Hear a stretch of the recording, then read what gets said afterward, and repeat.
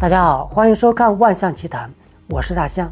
不出意外的话，大家看到这期节目的时候，1年1度的高考应该刚刚结束，部分省份会持续到6月10号的下午。我们今天要讲的这个故事，就与这场每年一次、牵动着万千家庭命运的没有硝烟的战争有关。大家对这段曾经热搜榜上的采访应该还有印象。农村地区的孩子越来越难考上这个好学校。你像我这种也属于这种中产，就是中产阶级家庭的，就是衣食无忧这种，而且家长也都是知识分子的，你说，而且还生在就是北京这种大城市，所以说在这种教育资源上，这种享受这种得天独厚这种条件，是很多那种外地的孩子啊，或者是农村的孩子完全享受不到的。所以说这种东西就决定了我在学习的时候，确实是能比他们走很多捷径。现在的状元都是这种，就是通俗一点讲，就是又家里又好，然后呢又厉害的那种。知识不一定能改变命运，但是你没有知识是一定改变不了命运。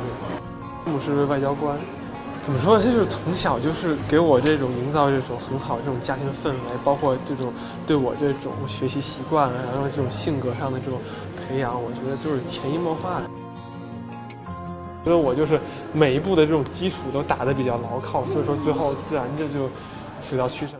说这句话的孩子是2017年北京高考文科状元熊玄昂。此番言论一经播出，迅速得到网友的呼应。有网友直言，说的都是大实话啊，条条大路是通着罗马，但是有些人他一出生就在罗马呀。正当这个耿直的北京文科状元熊玄昂坦言农村孩子们越来越难考上好学校的时候，另一个来自河北偏远农村地区的男孩却脱颖而出。他是2017年河北省沧州市理科状元，高考684分，同时获得农村自强计划清华大学60分的加分，总分744分的成绩入读清华大学。和很多人，我没有觉得我的家庭有哪一点拿不出去的，有哪一点不值得去讨论的。因为我妈妈那么好，我姥姥姥爷也那么好，我的每一个亲人都那么好，我的家庭有哪里是拿不出去讨论的呢？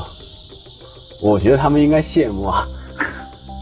在河北众多学霸中，这个18岁的男孩成绩并不是最好的那一个，但在那个过去的2017年的夏天，他却成为全国民众关注的焦点。而引发众人关注的是他出身寒门的背景以及坚韧不拔的励志故事。或许你会说，他的成功只是个例，一个小小的样本，不具代表性。即使如此，庞众望的故事依旧值得深思，特别是那些遇到点事儿就把责任归咎于原生家庭的我们，和那些动不动就怪孩子们不听话、不好教的你们。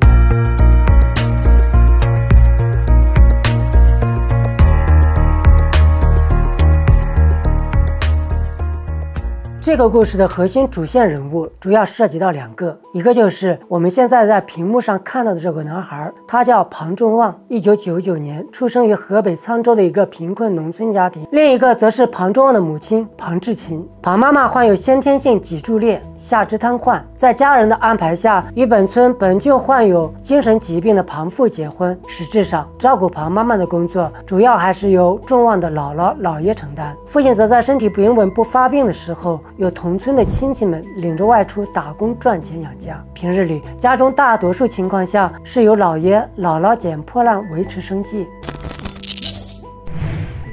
日子虽然过得清苦，但有了小众望以后，全家人的生活就有了奔头。特别是母亲庞志勤，按照她的说法就是，我自己因为身体的原因没上过1天学，我最大的愿望就是让众望上大学。俗话说，穷人家的孩子早当家。当别人家的孩子还在母亲的怀抱里撒娇的时候，5岁的小众望已经可以在母亲的指挥下，踩着小板凳，简单的帮妈妈做起饭来。小众望6岁那年已经上了小学。有一天，他与同学们一起在学校操场上玩耍，跑着跑着就倒了下来，并且嘴唇发紫。老师们赶紧叫来姥爷，把小众望送去医院检查，最终被诊断为先天性心脏病，需要尽快手术，不能耽搁时间太久。对于孩子来说，时间越久风险越大。听完医生的话，老爷陷入了沉思。4万块对于这样的家庭来说，砸锅卖铁也是凑不齐的。何况即使做了手术，孩子还不一定能够好转。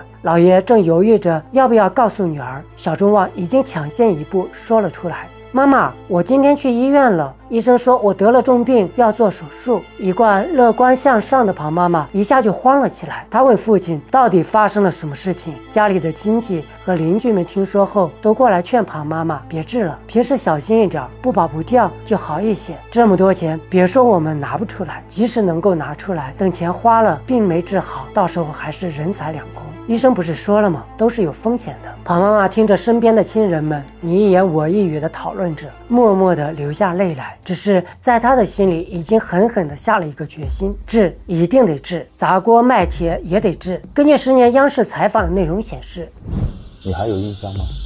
后来是我妈妈讲给我的。她怎么跟你讲？说就是我推着轮椅去挨家挨户推着你妈。对，我推着我妈妈。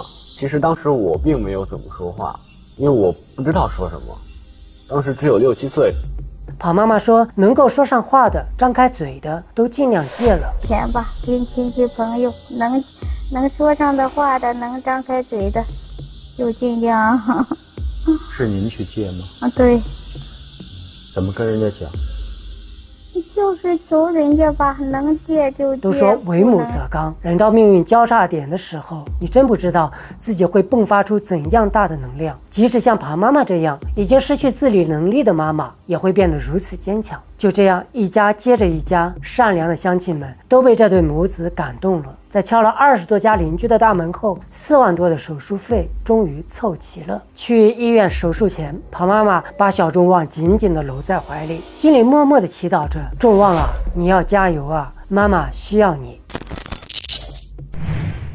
众旺不负所望，小众旺没有让家里人失望。小众旺回家了，但欠病欠下的债成了全家人的心病。为了尽快还钱，轮椅上的庞妈妈在家里绣起了十字绣，赚钱贴补家用。爸爸则和邻居们出门打工。有一次，小众旺问妈妈：“妈妈，你为什么每天都要做这么长时间啊？妈妈这样太辛苦了。”妈妈说：“做这些可以赚到钱，赚到钱就可以给众旺买好吃的了。”懂事的众旺抚摸着妈妈那些干活留下的伤口，心里想：我也应该为家里做点什么吧。已经上学的小众旺利用课余的时间捡起了废瓶、废铁、废纸板，拿去给老爷一起换钱。至此，我们就不难发现，这个家的确很穷，穷得连吃饭都快成了问题，但这个家却又很幸福。幸福的是，一家老小劲儿都朝一处使。即使是患有精神间歇性失常的父亲，也把所有的爱都给了小众旺。从这个方向来说，这家人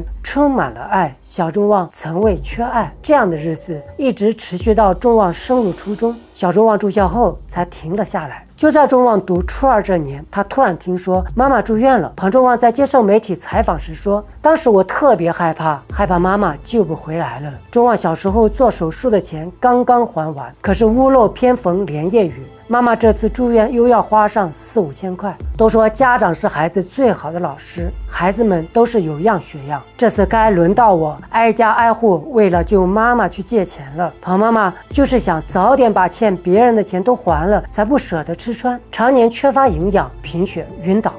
爸爸不能去医院照顾妈妈，庞众旺就向学校请假，一个人留在医院。他想尽办法的去省钱，一有空就去医院旁边的小饭店打零工。他每天到菜市场捡些别人不要的菜叶，就用店里的锅炒熟，就解决了自己的温饱问题。10多岁的众旺突然意识到自己要尽快强大起来，这个家需要他。回到学校的众旺更加刻苦，积极补上落下的功课，就马上给妈妈写信。庞妈妈说她永远都记得。众旺在信上说：“妈妈不能不好好吃东西啊，您出了事情我怎么办呀？我需要妈妈呀。”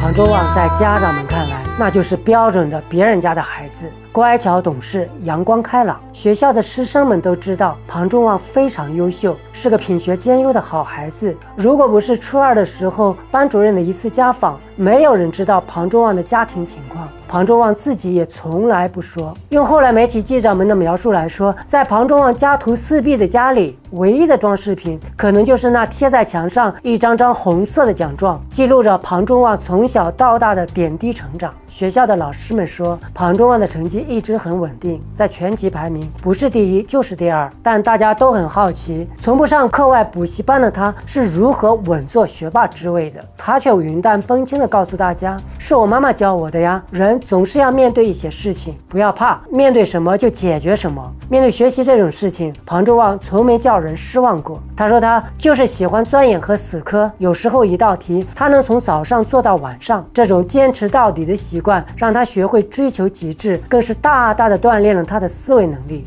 很显然，庞众望热爱学习，受到了妈妈的影响。妈妈从小就告诉他，自己一辈子没读过书，我可羡慕读书的了，你要好好学习，尽量读好书。而小众望也确实把妈妈的话听了进去，记到了心里。一张张的奖状就是众望对妈妈最好的回报。2014年9月，庞众望顺利升入了沧州市重点高中吴桥中学，但学校离家50多里远，学校实施封闭式管理，1个月只能回家1次。自己一走30天，妈妈肯定会想他的。快开学了，庞众望想了一个办法，他偷偷的交给老爷30封信，每封信标注好了日期，还特意交给了爷爷，一天只能读1封，以慰母亲相思之苦。庞众望曾在日记里写道：既然苦难选择了你，你可以把背影留给苦难，把笑容交给阳光。李莹是庞众望高中3年的班主任，他告诉记者，众望家里的情况远比他申请贫困生补助描述的文字情况糟糕。本以为众望会比较自卑，没想到他很阳光。如果不是亲眼看到他的家里情况，谁也不会想到他来自这样的家庭。在生活的重压之下，庞众望始终谨记妈妈的嘱托，好好学习，绝不放弃。2016年，他代表学校参加全国高中数学联合竞赛，获得2等奖；参加全国中学生生物学联赛，获得3等奖；在第33届全国中学生物理竞赛中获得2等奖。庞众望的姥爷有一个布包，里面装满了众望从小学到高中所获得的奖状。他的母亲会时常翻看这些奖状，这也是庞志勤最欣慰的事情。庞众望也一直牵挂着家里。他说，姥姥姥爷太辛苦了，他计划自己有了能力就把妈妈接到身边，自己亲自照顾。2017年，庞众望以744分成为沧州市理科状元，被清华大学录取。临开学前，清华校长亲自带队来到沧州吴桥庞庄村，上门亲自把录取通知书送到了庞众望的手上。一进门，校长一行人被眼前所见震惊了。庞众望的家实在太穷了，家里破旧潮湿，没有一件像样的家具，杂物乱堆。精神失常的父亲傻傻地站着，母亲想起身相迎，可是骨瘦如柴的他根本站不起来。看到这一幕，校长眼眶都红了。他拍拍庞众望的肩膀说，真是想不到这样的环境里你能考出这样的好成绩，太了不起了，我是来接你去清华报到的。清华校长亲自上门接庞众望上学，这个消息轰动了全国。看到校长时，庞众望还不敢置信地说，我真的能上清华了吗？庞众望自立自强的故事感动全国，很多媒体争相报道，很多热心人想资助他完成大学学业，都被庞众望婉拒了。他说，我的家庭很温暖，妈妈很了不起。我是从小在这样的家庭里长大的，知道就是钱来的是多么不容易。资助给我的话，就是首先就是感觉不太好，因为那是他们辛苦努力得来的，我觉得还是自己挣得的钱最好。姥姥姥爷都很爱我，我不缺什么。高考结束后，别的同学都在忙着去哪里旅行或躺平家中，抱着电视喝可乐，而庞众望已经找到了2份家教，开始工作了。在清华读书的4年，庞众望一直成绩优秀，连续获得学习进步奖。他积极参加学校的活动，为班级出力，品学兼优的他还当了团支书。与此同时，他还在教授的帮助下获得勤工俭学的名额，解决了经济方面的问题。后来甚至还和同学们一起合作开办补习班赚钱。曾经稚嫩的少年，已经成长为足够承担一个家庭的男子汉。2021年6月，庞众望以优异的成绩从清华大学毕业，并且成功获取直接攻读博士学位的资格，这让一家人都高兴不已。唯一的遗憾是，庞众望的母亲庞志勤在2020年的时候已经去世，他没能等到自己儿子从清华大学顺利毕业，穿上学士服的那一天。另外，根据吃瓜网友们的报道，庞同学已在热恋中，女友也是一位大学同学。虽然没能像庞同学一样考上清华，但高考550分的成绩也不差。两个人在高中相识，上了大学之后也确定关系。虽然因为两人学业的缘故，一直处于异地恋，但是感情非常甜蜜，经常结伴旅行。对于未来的发展，女友和庞同学有这样一段对话：女友从前觉得本科毕业后考河北师大的研究生，毕业后就留在当地当老师，但是和庞同学在一起后，她有了新的动力，想考北京的研究生，和庞同学在一起。而庞同学给她的回复却引无数网友点赞。他说：我可以是你的动力，但不是你的路标，你要走你自己想走的路。这样三观正又浪漫的男友，让很多人直呼磕到了。原来学霸的浪漫是这样严谨又温柔。节目接近尾声的时候，不知道大家留意到两个细节没有？第一个细节是庞众望小时候生病时，妈妈抱着小众望祈祷的时候说：众望啊，你要好好的呀，妈妈需要你啊。第二个细节就是妈妈倒下住院后，庞众望给妈妈写信说：妈妈呀，你要好好吃饭呀，众望需要你啊，妈妈咪呀。写这两段文稿的时候，我的心啊直哆嗦，太感动了。正所谓母子连心，这个故事中的母子虽然情况有些极端，但不得不说的是，天下的母亲啊，如果你想让孩子变得懂事又努力，你总要给他一个理由吧，这就是榜样的力量啊。孩子们不傻，不会思考的时候会模仿，长大成人后，良善的品行已经很难变坏了，即使走了弯路，也很容易导正。媒体记者曾问过众望一个问题，很多人说，在你身上几乎看不到家庭的影子，家里并不是很富有，但是看不到你任何负面情绪的影子，全都是满满的正能量。庞众望的回答是：我觉得这个和妈妈有关，从小妈妈没给我灌输家里有什么不好的这种思想与负担，所以我没有那么的在意。之后慢慢长大了，我也慢慢懂事了，也就知道如何更好的做了。小时候没有这种不好的思想，长大后更多的是理解，也不会有不好的负面的东西。庞众望的成功只是个例，一个小小的样本，不具代表性。即使如此，庞众望的故事依旧值得深思。家庭教育是塑造一个人的关键因素，每个父母都应该用心和智慧去培养子女，让他们成为有知识、有拼搏、有自律、有个性的人。这样的子女，无论出身如何，都能在社会上有所作为，为家庭、为国家做出贡献。以上，感谢收看今天的节目，记得订阅万象的频道，平安顺遂。